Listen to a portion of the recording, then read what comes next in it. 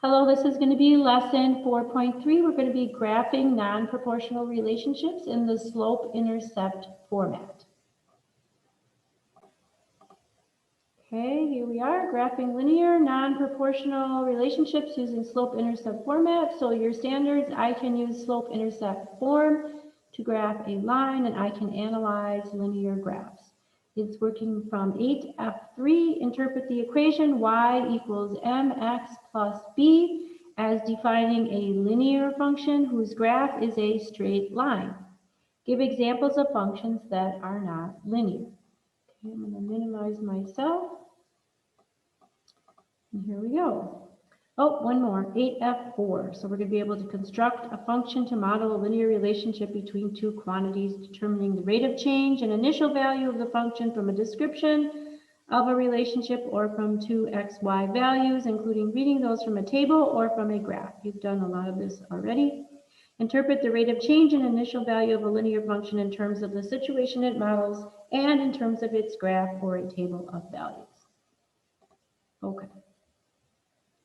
What if slope and y-intercept teaches us how to walk up steep hills? Okay, All right, graphing a line using the slope-intercept form. So we're going to graph this equation. Y equals 2/3 x minus 1. Okay, first we're going to graph a point at the y-intercept. And you did this in your homework on IXL last week.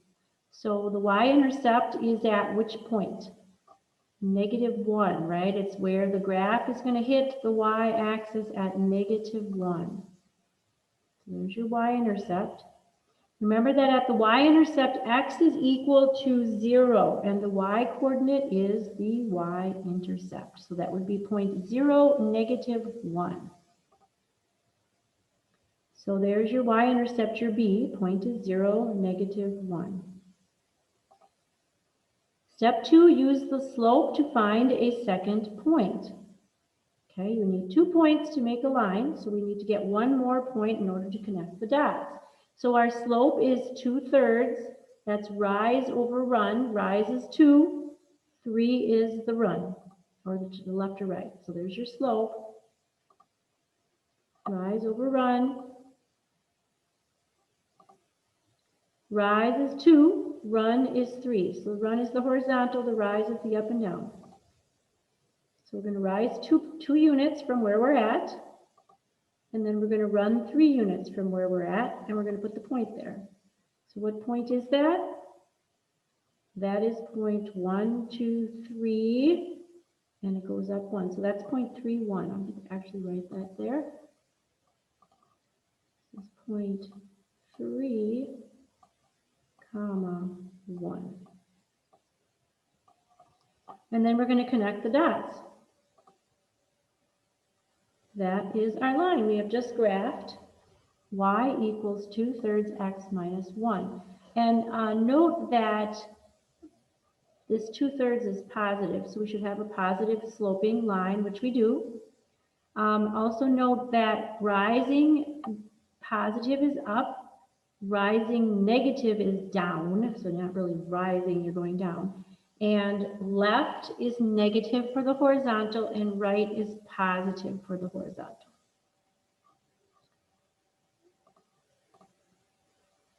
There's your equation, y equals 2/3 x minus 1. Next one, we're going to graph y equals -5/2 x plus 3. So this time we're going to have a downward sloping line. So graph the point at the y-intercept. Where's the y-intercept? Yes, +3. So that's where we're going to start. Remember that at the y-intercept, x equals 0. So our point is going to be 0, 3. There it is. That's our b in our equation. Y equals mx plus b. B is the y-intercept. Now we're going to use the slope to find our second point. So notice how we have a -5, so we're going to have to go down 5.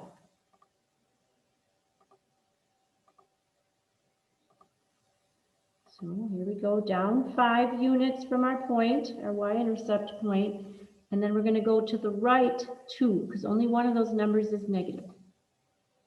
So our run is 2, and that's where we put our point, and then we connect our dots. That is a downward sloping line, like we said it should be. Remember, you read a line from left to right. So that's going downhill. And that is y equals negative 5/2 x plus 3. Do another one. Y equals 1/2 x plus 1. So pause the video, try this on your own first, and then come back and see if you got it right. Okay, so where's our y-intercept?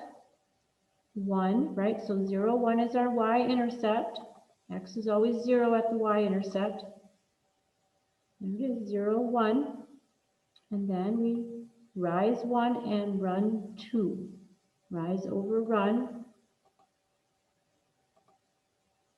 So let's rise 1 and go to the right 2. Put our point in there and connect our dots. That's our slope. It should be positive, and it is, because it's going from left to right, so it's going uphill. Y equals 1/2 x plus 1. Y equals negative 3x plus 4. Pause the video, try it on your own, and come back. See if you got it right. Okay, so we're going to graph the y-intercept. That's going to be at 4, positive 4. That's where x equals 0. Then our slope is negative 3, right? What does that mean? Okay, we have to rise or run what? Well, we're going to go down 3 because it's negative. And what are we going to do for the run? Well, we could put negative 3 over the number 1 because you can always put a whole number over the number 1 and not change the number. So that's what we're going to do. We're going to make it negative 3 over 1. I forgot to change the numbers here. So this would be a rise of negative 3, a run, a run of 1. So it should be negative 3, 1. I'll have to fix that on the slide later. Negative 3 over 1. So we're going to go down 3 and we're going to run 1. We're going to put our point there and we're going to connect the dots. And that's a downward sloping line, which it should be because we have a negative slope. Okie dokie. Y equals negative 3x plus 4. Okay, it's now your turn. Pause the video, do the your turn questions number 1, and then come back.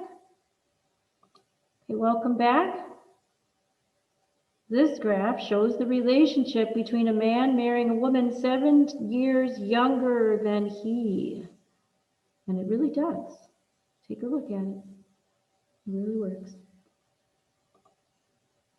Okay, now we're going to talk about analyzing graphs. Many real-world situations can be represented by linear relationships and equations. Using graphs helps you to see the relationship more clearly. Okay. So Ken has a weekly goal of burning 2,400 calories by taking brisk walks. The equation y equals negative 300x plus 2,400 represents the number of calories y Ken has left to burn after x hours of walking, which burns 300 calories per hour. Okay, where did we get all that information? Well, this 300 right here, he burns 300, that's why it's negative 300. He's going to lose 300 calories every hour. This 2,400 represents how many calories he wants to burn up, right? What he starts with. Okay, so let's clear. There's our equation. Graph a point at the y-intercept. What's the y-intercept? Yes, 2,400. So that's right there. Now notice how we don't need a graph that, we don't need to have a whole coordinate plane here. We don't need to have this, and we don't need to have that, right? It doesn't have to do that. Why? Because we don't, the negatives don't make sense in this case. So we only have to do the upper first quadrant. Okay, keep going. Use the slope to find a second point, negative 300, and we're going to put it over 1, right? For that'll be our run. So negative 300 over 1 times 3 over 3. Why am I doing that? Why would I do that? Because then I can work it out better with the scale of the graph. So now I get negative 900 over 3, which is an equivalent expression to negative 300 over 1. It's like doing 2 points on the table that you were doing all those tables in the last unit. So that's another point on the table. So negative 900 over 3. So we're going to go down 900. We're going to go over 3. Rise is negative 900. Run is 3. So that's easier to do on the scale of this graph. Could we have done negative 300? Yes, but it wouldn't have been as accurate. This way we actually know where our point is going to end up. And then we're going to run over 3. And we're going to put our point there. And then we're going to connect the dots. That is our graph. And it should be downward sloping because he's burning up calories. Y equals negative 300x plus 2400. Notice this is time, this is calories remaining. What are the units here? So this is every 600, but they're going up. So let's see, 100, 200, 300, no, 2, 4, 6. Oh, it's really kind of a weird 7, 8, 9, 1,000. So it's really kind of a weird scale. So it goes up every 600, but then there's lines in between. 1, 2, 3. So 600 divided by 3 is 200 each. So 2, 4, 600, 8, 10, 12. Well, it's still off. See, because there's an extra line in there. So anyways, let's go on. Okay, same problem. After how many hours of walking will Ken have 600 calories left to burn? After how many hours of walking will Ken have 600 calories left to burn? Here's the calories, right? We're going to take 600 and trace it over and come down. Let's see. Locate 600 on the y-axis. Read across the line. He hits the line there. Read down the axis. The time is 6 hours. Ken will have 600 calories left to burn after 6 hours. Okay, so that's how you use the graph.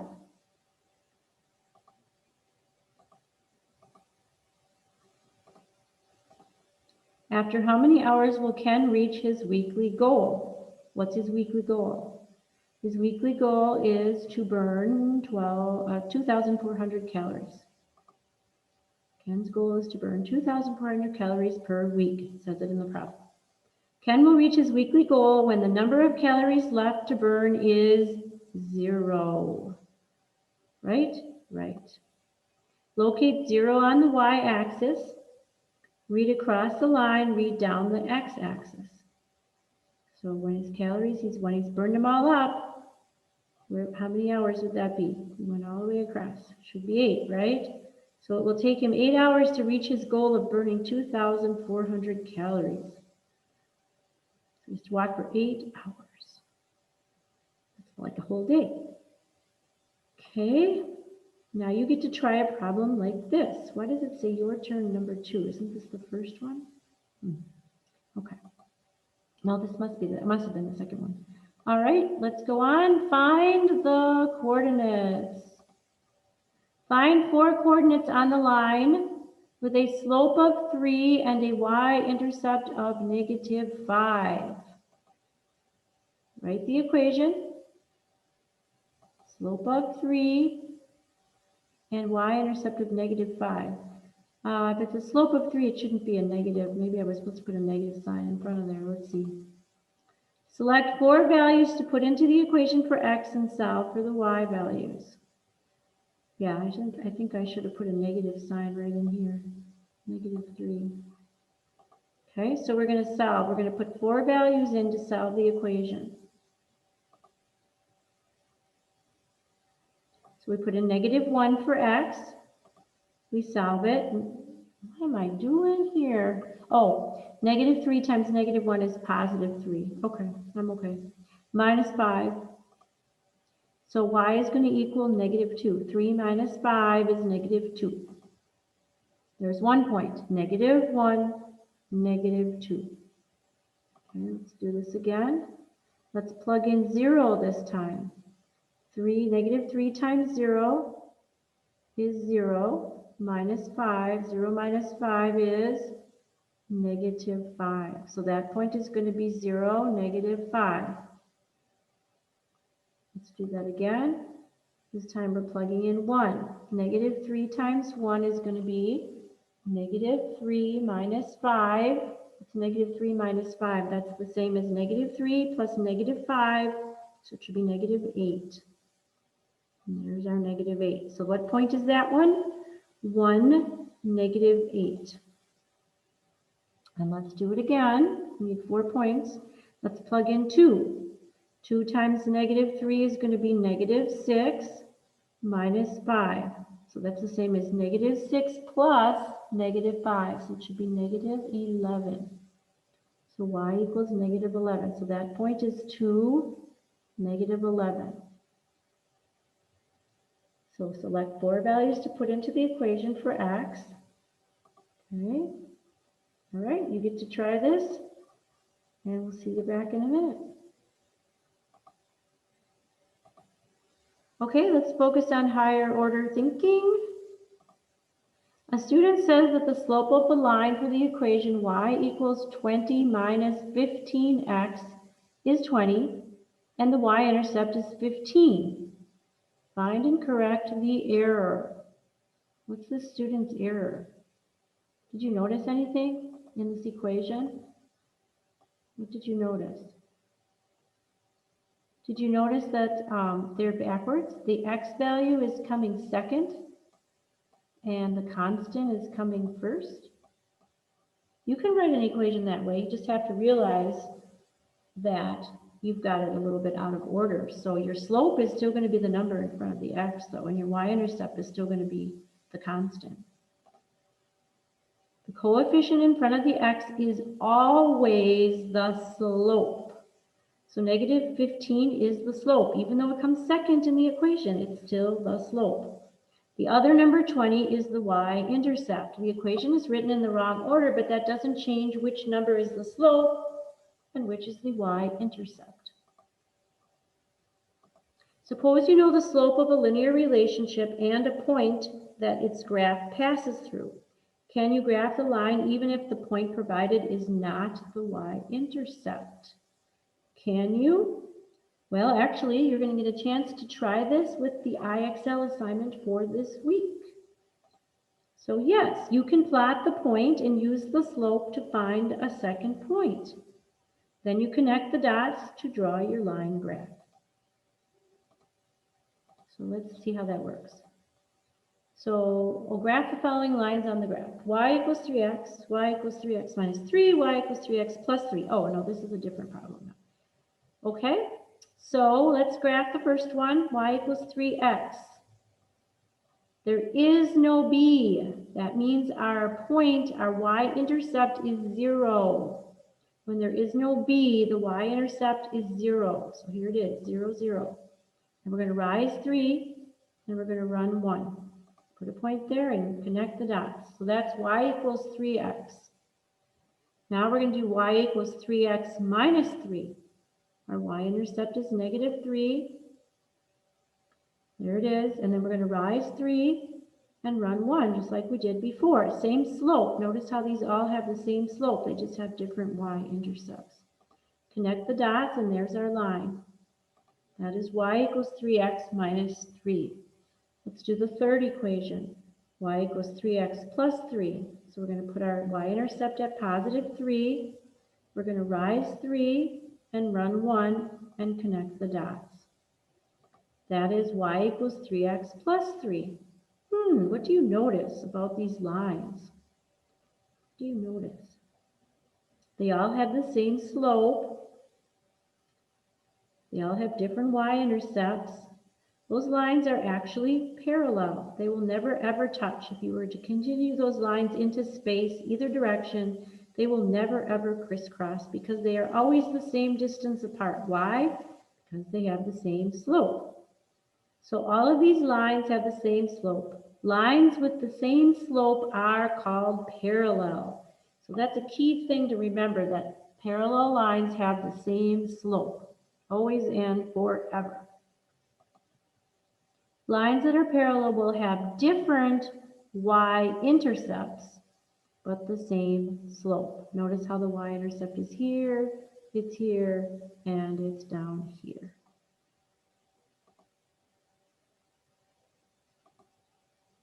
Okay, you get to try one of these, and then I'll be back. Okay, we are back, and it's time to say goodbye. You're on Google Classroom, lesson 4.3. So I will see you next time. Have a good day. Bye.